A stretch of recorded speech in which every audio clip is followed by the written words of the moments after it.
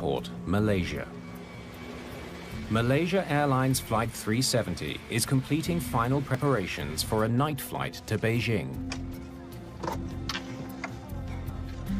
Would you fasten your seatbelt now, please? 227 passengers are on board.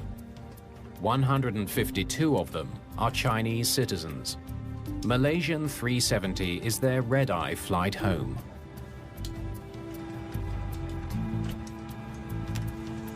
Fuel pumps. In the cockpit, Check. Captain Zahari Ahmed Shah is in command. An experienced pilot who's been with the airline for 33 years. First Officer Farik Abdul Hamid Flap set. is far less experienced. This is his first time flying a Boeing 777 without an instructor. For takeoff checklist complete. We're ready to go, Captain. Good. The process of takeoff in any commercial airliner is a busy period. Former Air Force and airline pilot John Nance is an internationally recognized expert in aviation safety. This is one of the reasons that worldwide, starting in the U.S. many years ago, we said, look, sterile cockpit under 10,000 feet, no extraneous talking, because you got a lot to concentrate on. Malaysia 370, runway 32 right. You are clear for takeoff. 32 right. Cleared for takeoff. Malaysian 370, thank you. Why don't you tell them we're ready to go? Flight attendants, please take your seats for takeoff. 40 minutes after midnight, Flight 370 is cleared for takeoff. Okay, here we go. The crew monitors the speed as they accelerate down the runway. V1. Rotate. The takeoff seems completely routine. As the plane climbs, the controller directs the crew towards a navigational waypoint called Igari. Malaysia 370, turn right direct to Igari. Okay, direct Igari. Malaysia 370, thank you. The 777 is one of the most automated airplanes in the world. The crew can simply enter the location of the waypoint into their flight computer. Igari is entered. Please confirm. Execute. Flying a big airplane like the 777 is really managing the airplane because there's not a lot of flying, stick and rudder involved. It's a lot of management of a very sophisticated amount of electronics. Malaysian 370's flight path will now take them along the air corridor that runs northeast over the Gulf of Thailand, before continuing on to Beijing. The trip takes about 6 hours. Malaysia 370, maintaining level 350. 20 minutes after takeoff, they reach cruising altitude, 35,000 feet. When you get a big jet up to altitude and you've got her on autopilot, you've leveled off, you've run your cruise checklist, it really is time now to kind of throw the straps off and relax a little bit. The crew will now monitor the autopilot until they're ready to land. Controllers in Kuala Lumpur will only track the plane while it's in Malaysian airspace. About 20 minutes more. As the plane crosses the Gulf of Thailand, controllers in Vietnam will take over.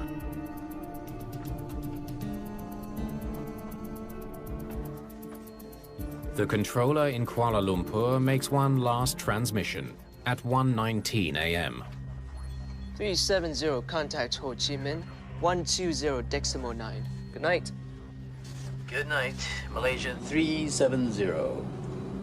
When we found out what was said from the cockpit of Malaysian Flight 370, it was perfectly routine, absolutely boilerplate. That's what airline pilots and flight controllers say to each other. The crew is expected to contact Vietnamese controllers in less than 1 minute.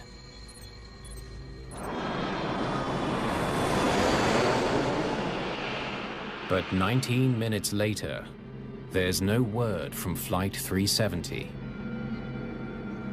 Malaysian 370, this is Ho Chi Minh. Please contact control. Malaysia 370. Controllers in Vietnam and Malaysia tried desperately to reach the missing plane.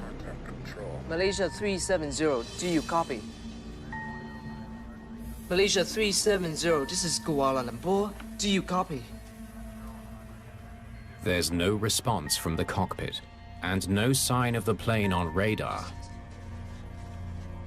Flight 370 has vanished without a trace. It is unprecedented for an airplane to disappear from the radar environment like this and go unaccounted for.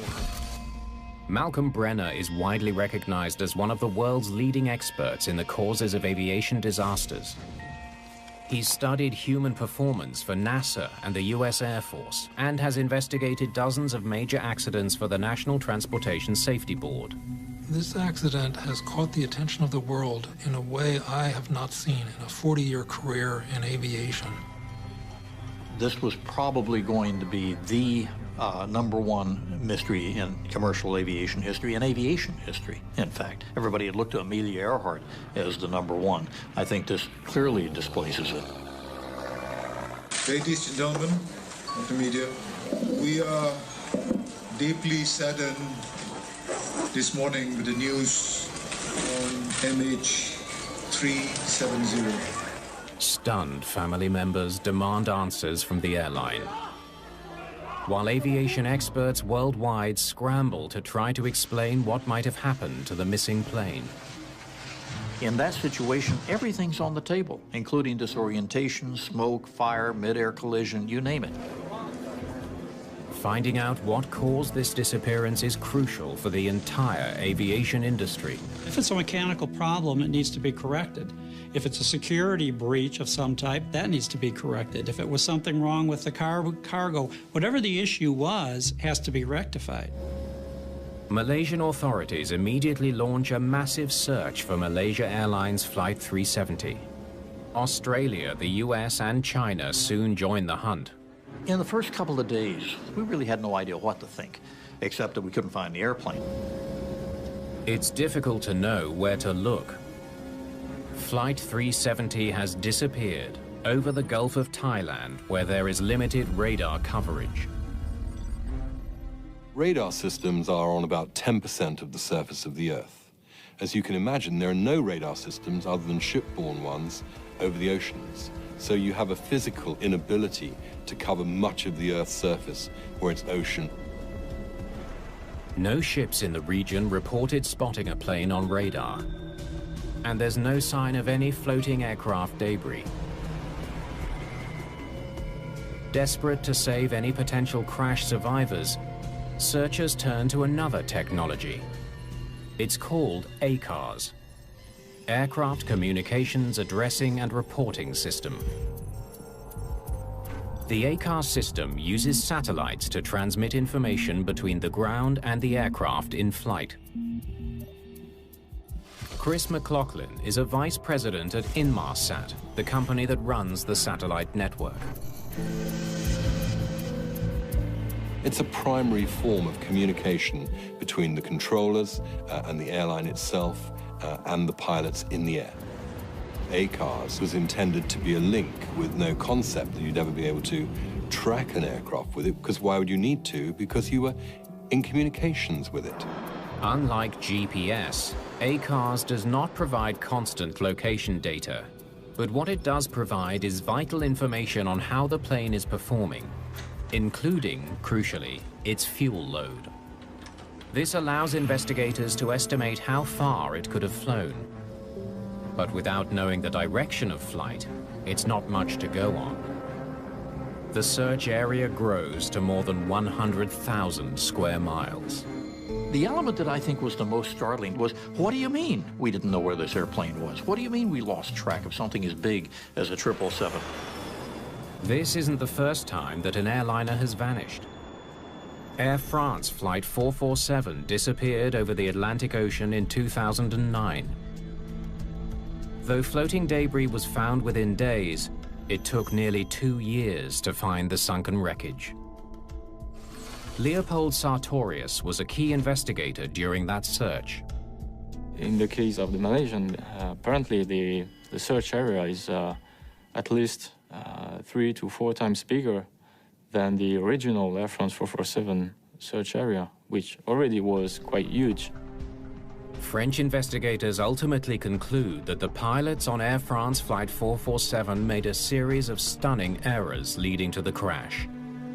That conclusion would have been impossible without the undersea recovery of the plane's black boxes. What do you think? What do we need to do? I don't know. It's going down.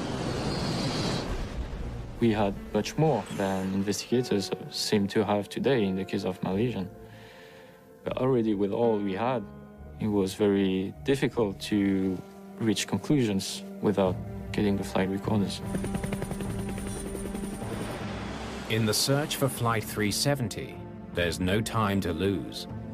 Ocean currents could already be moving the flight recorders, or worse, burying them under silt. A careful review of the passenger manifest by Malaysian police turns up an alarming lead. 2 passengers boarded the plane illegally. Very early in the case, it was determined that there were passengers using stolen passports that were in the Interpol database as stolen passports. It suddenly seems possible that Flight 370 hasn't crashed after all. Perhaps hijackers somehow seized control of the plane. I began to develop a hope, because it didn't appear that there was any wreckage in the water, that this was not only a hijacking, but that it was a hostage-taking, and we would hear a demand for 200-some-odd hostages to be repatriated if certain things were done. That was the best hope.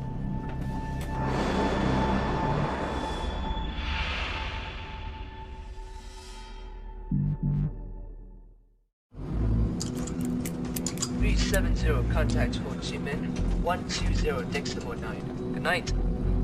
Good night. Malaysia 370. Since 9/11, mid-air hijackings are extremely unlikely. You want me to grab you a coffee? No, I'm good. But not impossible. One thing you learn in any form of accident investigation is you rule nothing out.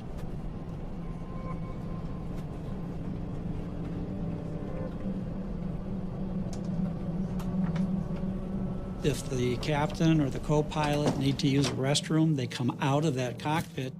Tom Fuentes is uniquely qualified to consider how a hijacking might unfold.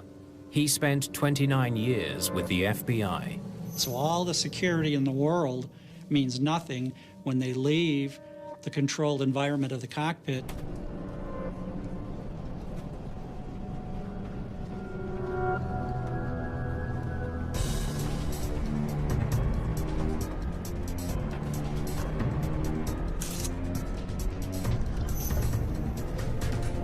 Take me to the cockpit, or I'll kill him. Okay, just don't hurt anyone. What do you want? Open the cockpit door. Okay. Now. Okay. The lack of any demands would be unusual, but hijackings don't always go according to plan. Could the disappearance of Flight 370 be a case of a hijacking gone wrong? There are always possibilities that whatever the plan was in Malaysian, that it failed. That for one reason or another, it did not work out as expected, and that's one of the reasons why it's difficult to understand. One such failed hijacking took place in 1996, aboard Ethiopian Airlines Flight 961. The Boeing 767 was on a routine trip from Addis Ababa to the Ivory Coast when 3 young Ethiopians made their move. Get out. Get out! Fly to Australia. What? Fly us to Australia. We don't have enough fuel to get to Australia. We have a bomb. If you don't do what we tell you to, we will blow this plane out of the sky. We only have 2 hours of fuel. The hijackers didn't believe the captain when he told them the 767 was going to run out of fuel. 3 hours later, near the Comoros Islands, the jet hit the water at more than 230 miles per hour.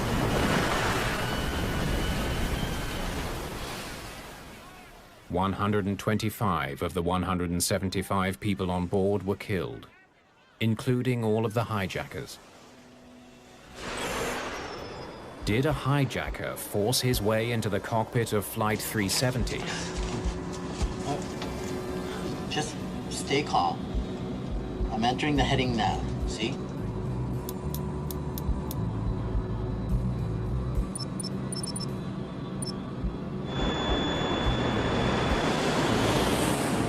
I thought that there was a very strong possibility that if that plane turned around, it could have crashed into the jungles of Malaysia or into the jungles of Indonesia.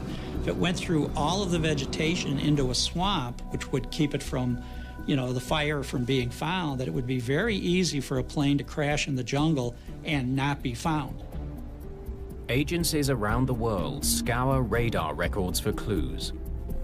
Then, on March the 11th, Good evening, ladies and gentlemen. 3 days after the plane's disappearance, the Malaysian military releases radar data that seems to support the hijacking theory. 3 minutes after its last radio call, Flight 370 made a sharp turn off course. The moment that it appeared that there was a shadowy trace of this airplane making a left turn immediately after the last radio call with air traffic control, the possibility of hijack jumps into your face. That possibility seems even more likely when photos from a previous flight co-piloted by Farik Hamid spark speculation that he didn't always keep the cockpit secure. If you got flight crews who are, shall we say, prone to break the rules and let somebody up there because they just want to do that in a camaraderie way, they could open the door to anybody. It might be a pretty girl, but that pretty girl might have a Confederate and a gun in her purse. They may have only had a smaller weapon of some kind or pretended to have a weapon. Now they get in there and, they have what they need. Fly this plane to Australia now. Kill him! BBC News, why are you stopping us speaking to relatives? Excuse me, sir, why stop? In the media frenzy surrounding the disappearance of Flight 370, there is talk of a possible hijacking. But for aviation experts, something about the theory doesn't fit.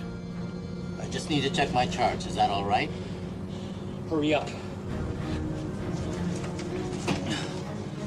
Pilots have several ways to send emergency signals to the ground. Okay, just calm down.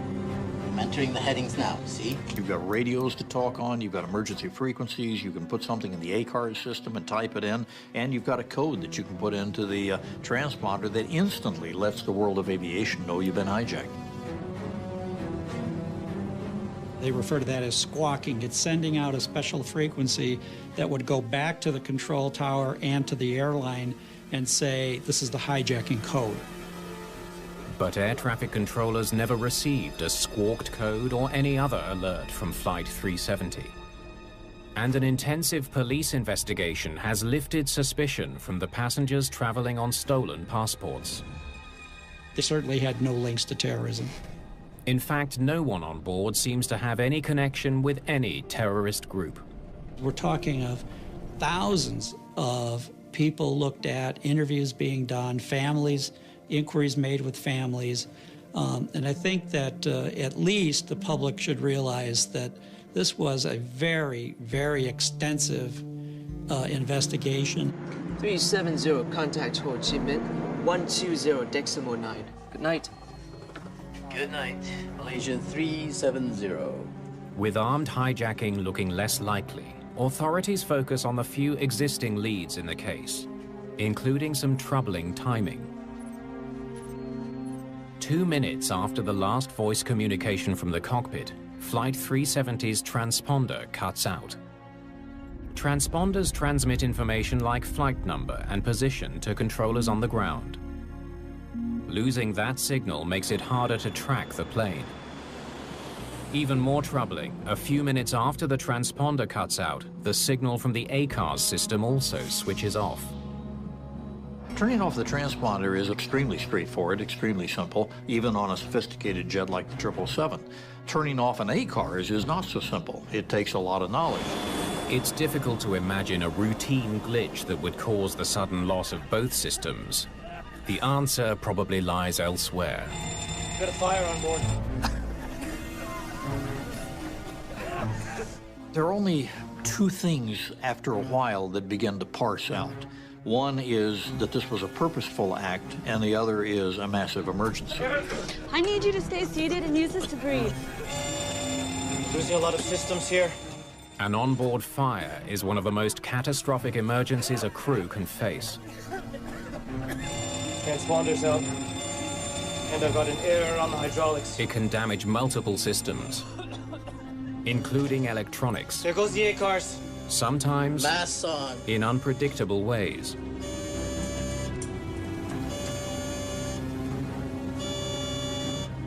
A fire such as that could affect the electric. Turning off an A-cars is not so simple. It takes a lot of knowledge. It's difficult to imagine a routine glitch that would cause the sudden loss of both systems. The answer probably lies elsewhere. Got a fire on board.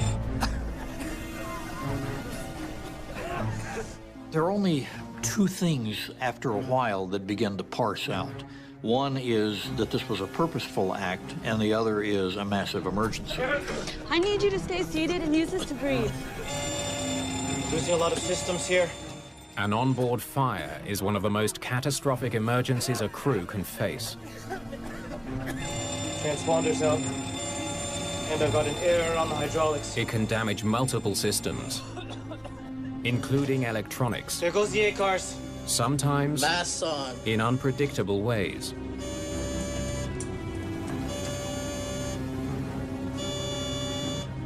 A fire such as that could affect the electrical system.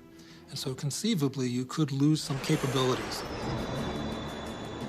In November of 1987, a South African Airways 747 was bound for Johannesburg. Fire broke out in its cargo area on the main deck directly behind the passengers. By the time the crew got to it, the fire was raging.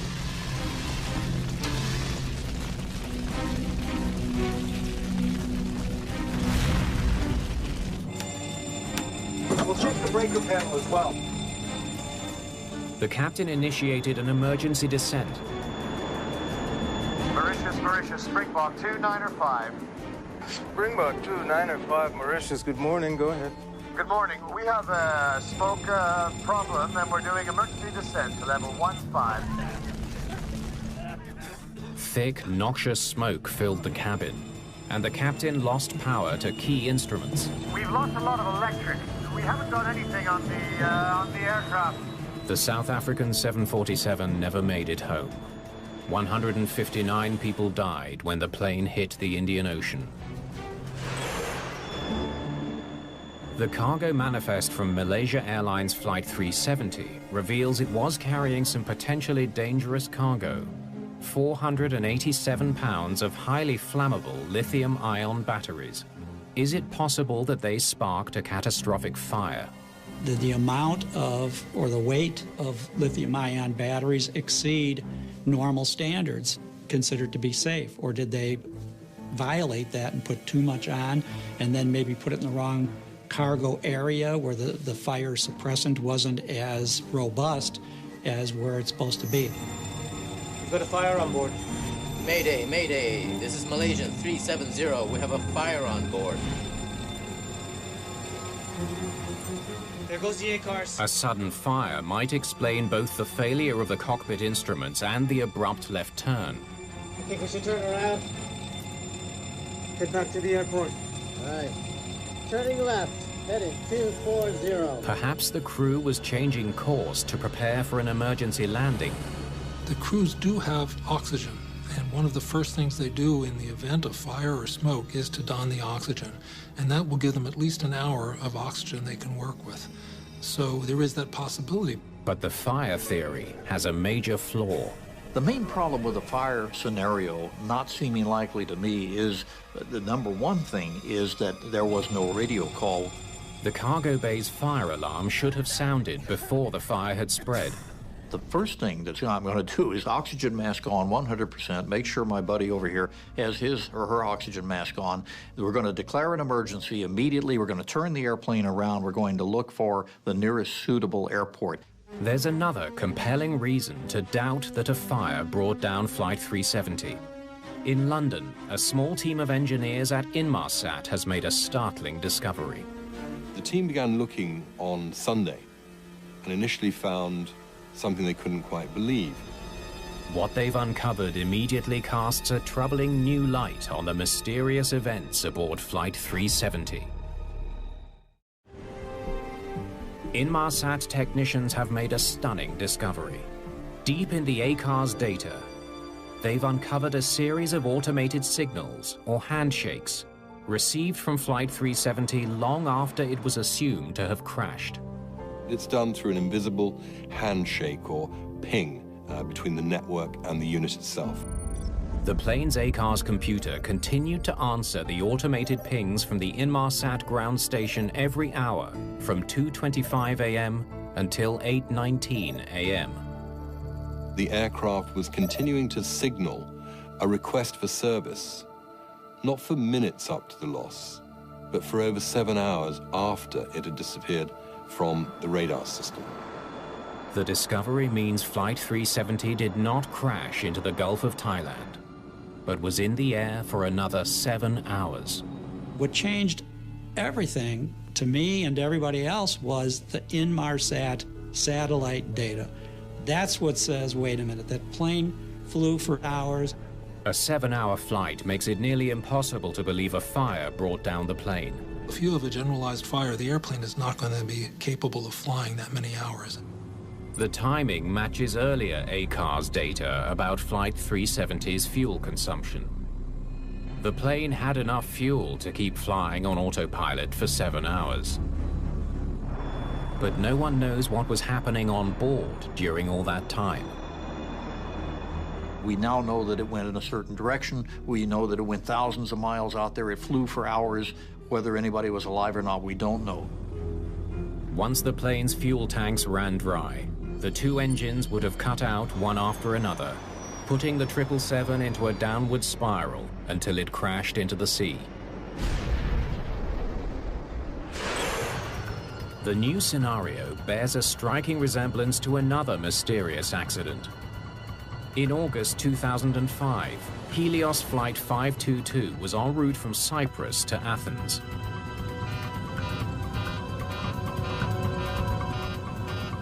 Operations, this is Flight 522, over.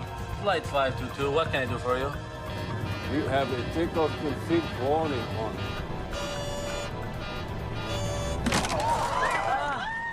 In the cabin, oxygen masks suddenly dropped. To the pilots, the alarms made no sense. And then the plane went silent. An hour and a half later, the Greek Air Force scrambled 2 fighter jets to investigate. They spotted someone slumped over the controls in the first officer's seat. But there was no sign of the captain. CC, there is one figure in the cockpit of Helios 522. He appears non-responsive. They saw someone moving in the cockpit just before the 737 suddenly turned and made a quick descent. As the plane sped downward, the person in the cockpit finally acknowledged the fighter jet. But no words were exchanged. Moments later, Helios Flight 522 slammed into the ground.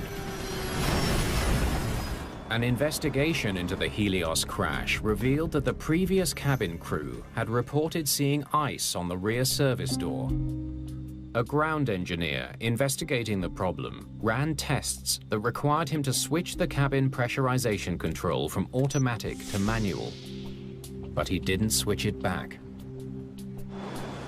When the plane took off again, the cabin didn't pressurize automatically and oxygen levels began to drop. Hypoxia can result in headaches, confusion, difficulty understanding what's happening, memory loss, shortness of breath, And what's especially sinister about hypoxia, and this all pilots are warned about this, is that you don't recognize that you're impaired. Overhead masks deploy when cabin pressure gets too low, but they only supply oxygen for about 12 minutes.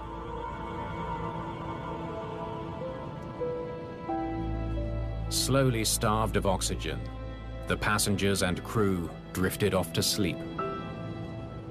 Everyone on the plane was unconscious, with the exception of one flight attendant who somehow had received oxygen. By the time that flight attendant reached the cockpit, the plane was out of fuel. There was no way for him to save the plane.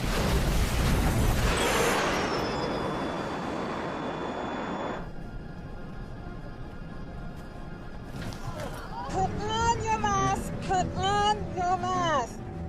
Did Malaysia Airlines Flight 370 suffer a pressurization failure and fly for hours on autopilot just like Helios 522? Generally, an airplane is on autopilot for most of the flight, so in case both pilots could not pilot the airplane anymore, the autopilot would do what it's supposed to do. The Malaysian flight was flying at 35,000 feet. This is higher than Mount Everest. And without oxygen, you can expect 30 to 60 seconds of useful consciousness. An Australian Transport Safety Board report helps narrow the search area with the finding that Flight 370's straight and level path in the final hours is consistent with an onboard hypoxia event. But there are some troubling details that suggest something was very wrong aboard Flight 370. Be right back. All right, thanks. Well before hypoxia could ever have set in.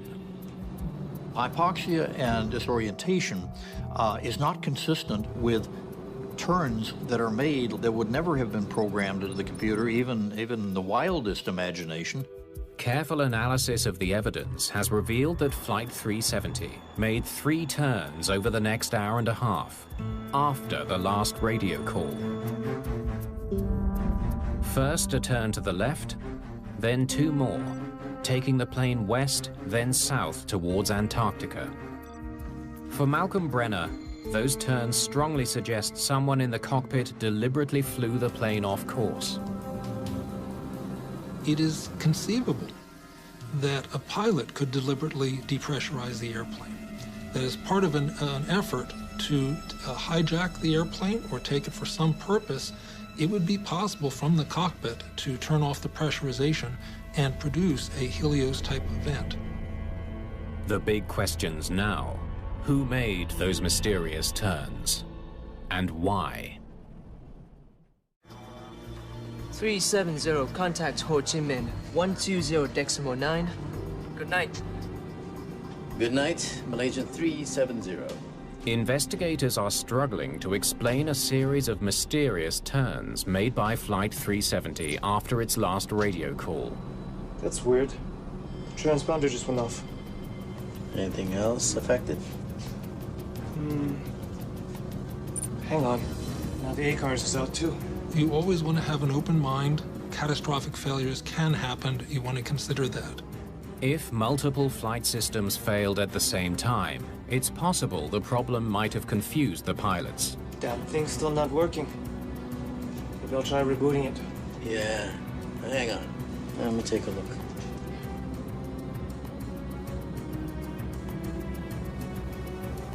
Is that our altitude?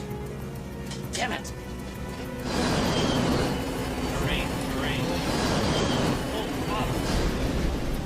But when considering all the facts of Flight 370, that scenario just doesn't stand up. The 777 is designed to have multiple backups, making it extremely unlikely that enough systems could fail to put the flight in jeopardy.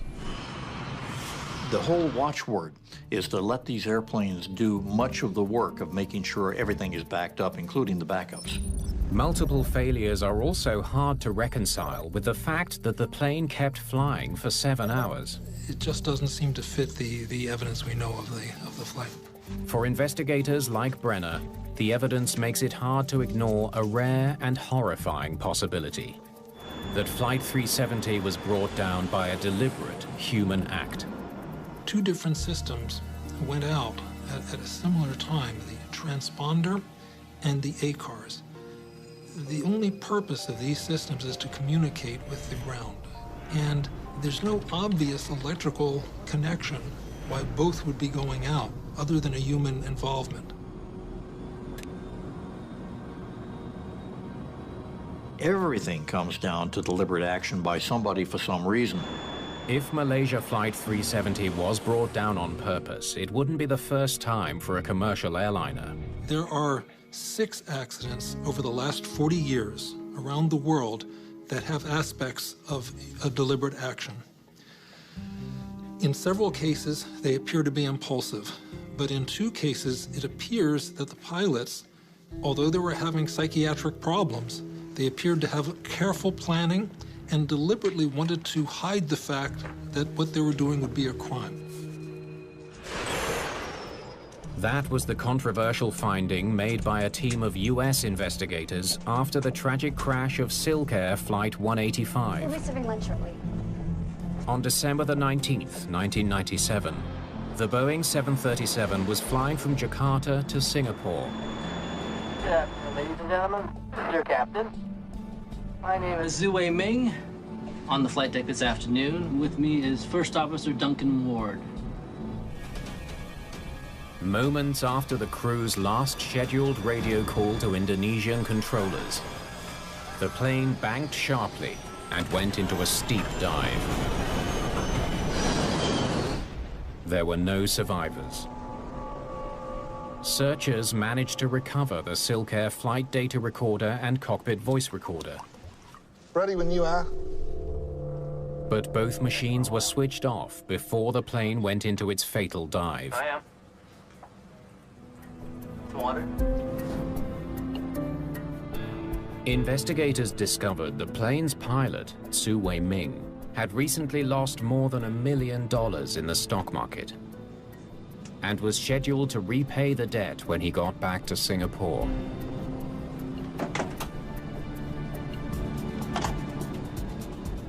Though Indonesian investigators disagree, US investigators believe the Silk Air captain most likely disabled the flight recorders and put the plane into a dive, killing 97 passengers and 7 crew. Malaysia 370, maintaining level 350. Some experts now believe Flight 370 was also deliberately brought down. So in my mind, somebody did this, and it was a pilot. Whether it was one of the 2 individuals up front who were charged with keeping that plane safe, or whether it was somebody else, we do not know. Cruising at 35,000 feet. Could you grab me a coffee while I finish checking this? Yes, Captain. The captain of Malaysia 370 could have found an excuse to get the first officer out of the cockpit. Be right back. Thanks. The captain of the flight has an authority. He is the pilot in command of the flight. He can direct the first officer to go back to the cabin for various reasons, whereas the first officer cannot. So, of the 2 of them, the captain would be of greater attention. Can I get a coffee for the captain? Alone in the cockpit, it would have been simple to switch off the transponder and change course towards an area with little radar coverage.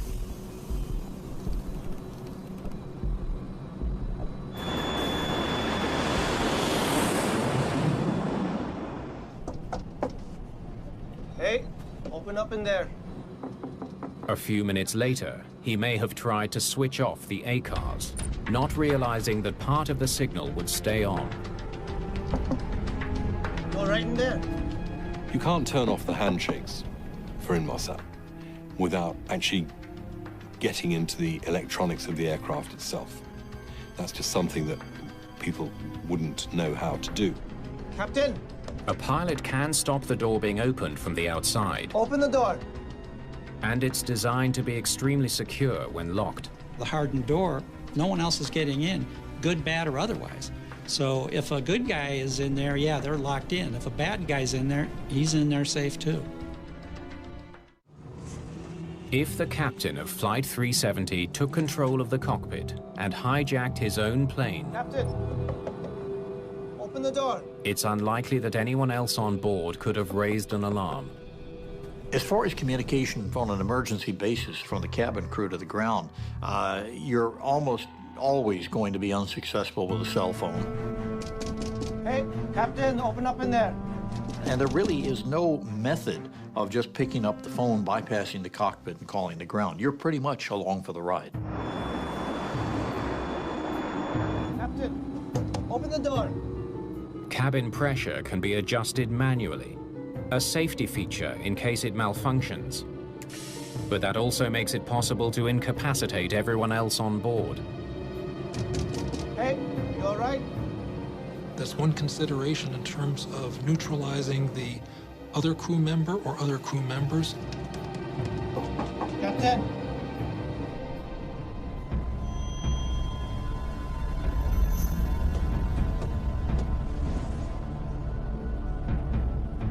Anyone who is not on oxygen would be vulnerable.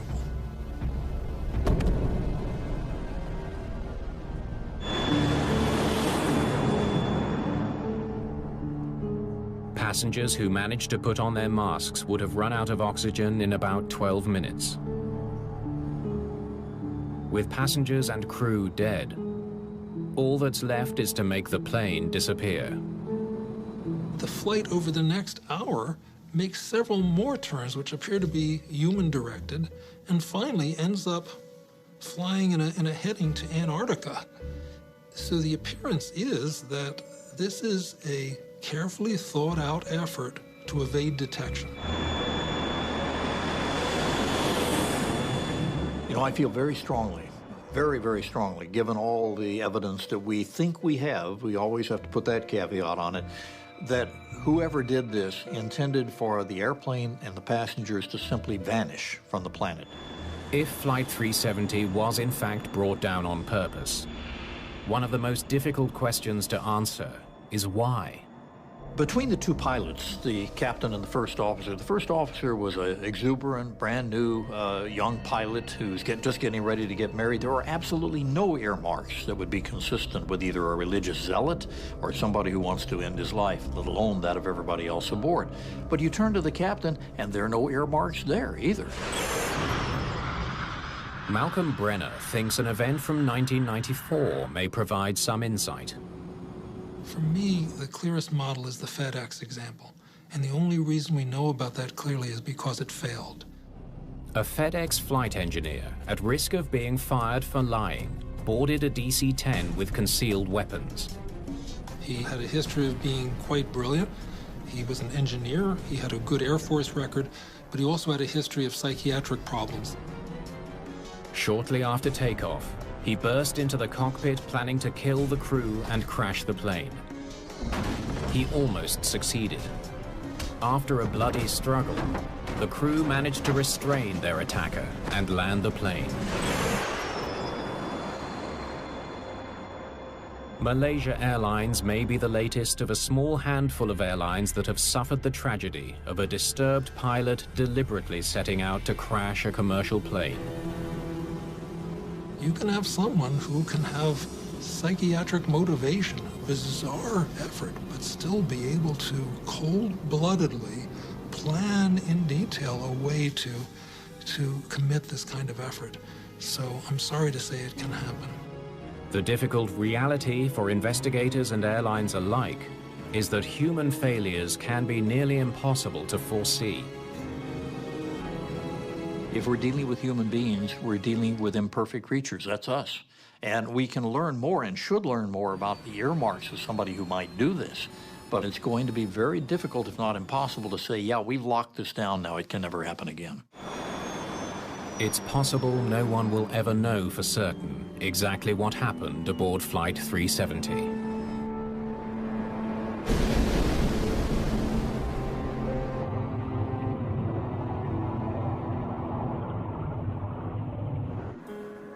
But perhaps the most important lesson from this tragedy has already been learned.